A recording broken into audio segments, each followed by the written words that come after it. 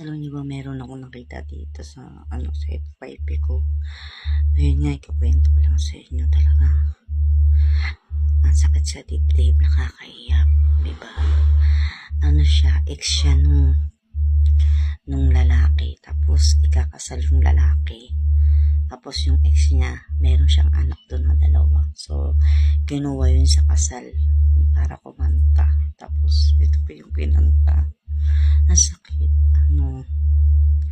Yung kinanta niya, yung almost pa yung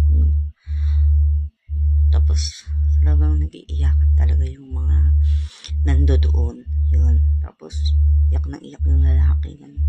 Sobrang iyak ng lalaki kasi habang kinakanta niya yung nando doon. Yung nakakaiyak. Nakakaiyak kasi may mga bata. Sus. Diba? Pero bilib ako dun sa babae. Alam niyo kung bakit?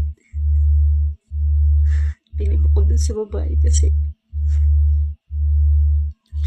kahit may anak na sila, kahit naging ex niya, pumayag pa rin siyang kantahan yung ex niya na ikakasal doon. Tapos siya pa talaga yung kumakanta doon sa kasal nila. So, kasama pa yung dalawa nilang anak.